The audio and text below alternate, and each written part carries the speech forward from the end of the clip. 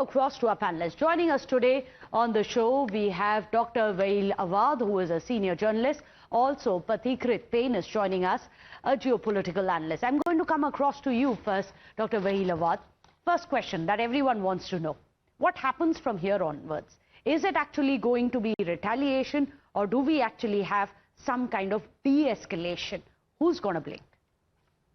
I think it's a war. Israel have declared the war is nothing to do with the nuclear side of Iran, because the target they have chosen might be also the nuclear side.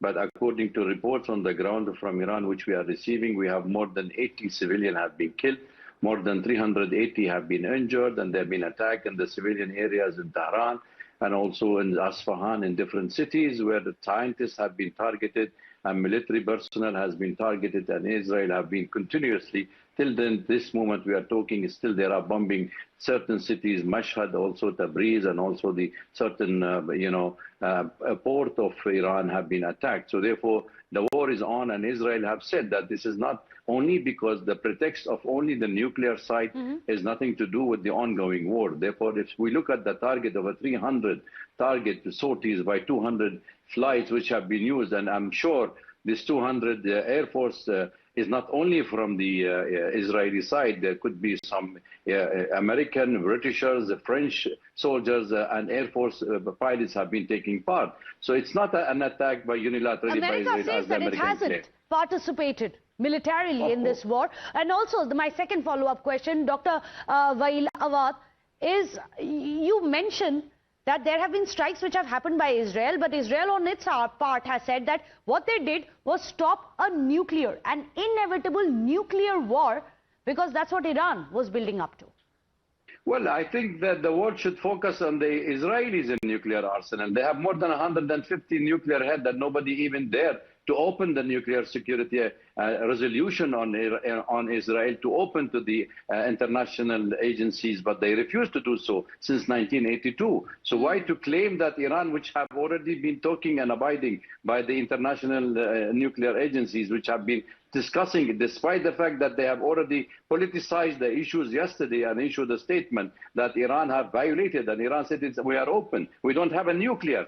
But if you look at the widespread attack by the Israelis and the Americans themselves, who have been trained the Israelis pilots in 2023, and they attacked Isfahan by the midfield fueling of the Air Force. If Iran did not have any intention to build nuclear bombs, apparently as many as 50 can be built with a kind of uranium enrichment, the entire arsenal which has been put together. If Iran had no intention of making nuclear bombs, why is it collecting it? Why is it that it has been going up year on year, month on month? Every nation have the right to have uranium for a nuclear, for civilian use. That is what the international community is all about. This is why everybody abides. Iran is already signatory to the NPT, like many other countries, and they have already made it very clear we are not interested in a nuclear bomb. They have been, yes, enriching the uranium. They have already reached to the threshold of making a bomb, but they said we are not going. For civilian purposes. Yeah, everybody is allowed to do that. That's under international law. You can't isolate a nation because you think that they are going to be dangerous to Israel. If the American intention is only the oil-centric of the Middle East... And that's very interesting you are saying that, because we are here in India, and let me bring in Pathikrit Pain as well. That is exactly the problem that India faced when Pakistan decided to beg, steal, borrow their nuclear prowess. Look at what happened right before Operation Sindoor. This is how dangerous it can get when both the parties have nuclear weapons.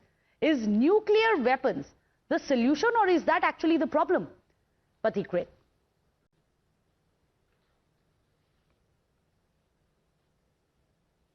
First and foremost, it is not the issue of having the nuclear weapon, but what is your stated policy when it comes to your nuclear weapons? I think the stated policy of Iran, or what has been talked about by their leadership, has been very clear to what they intend to do the day they would have the nuclear weapon. So let me tell you, this is not an issue in binary. Many of the Sunni Arab states, starting from Saudi Arab to United Arab Emirates to Kuwait, let me say it very clearly, they are not unhappy today with what Israel has done. And some of the countries which have their fighter jets up in the sky intercepting the drones coming from Iran or Yemen, are from United Arab Emirates, Saudi Arab, and Jordan. So this is not typically an Israel versus Iran issue. Of course, that issue is profound, but also there is this issue of Saudis being giving a token statement that we condemn it, but been pretty okay with it. For example, in 1981, when the Operation Babylon happened, when Israel went ahead and destroyed the nuclear facility of Iraq under Saddam Hussein in the place called Osirak, the 16 odd fighter jets of Israel went to the Saudi desert. The Saudis did not say anything.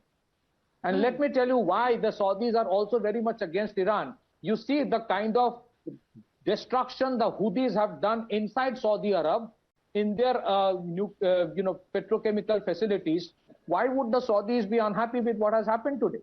So this is not an issue in binary. I think this war it should be avoided, but it is about the stated policy. The Israelis have the nuclear weapons. I think everyone knows that. And I'm not in favor of nuclear weapons, but they have never even threatened of using it. The Iranians have always been clear that the day they would have it and what they will do with it. Dr. So it is not a question. It's a specific charge, Dr. Vahilawad, and he is right.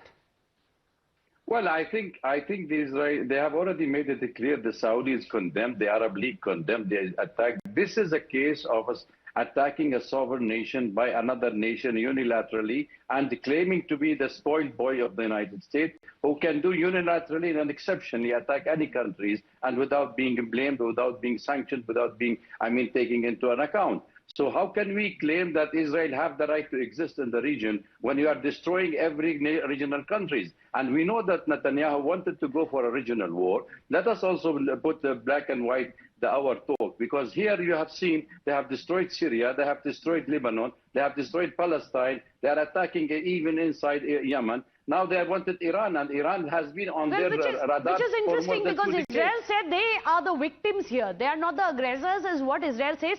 But let me quickly bring in Pathikrit. Pathikrit, you must explain to us, how long can India carry out this non-alignment movement, given the kind of strategic interests that we have, and not just one, but both the states and the entire region as well?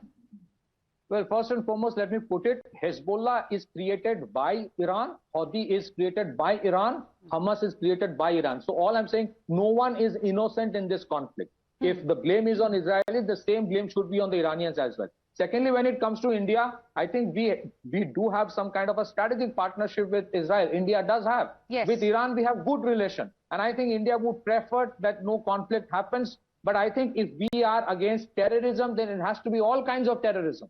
We can't just be against terrorism that emanates from Pakistan and be okay with terrorism which emanates from some of the Middle Eastern countries. So as a country, our stated policy... But Pathikrit, let's say tomorrow you have the Red Sea which may come under attack.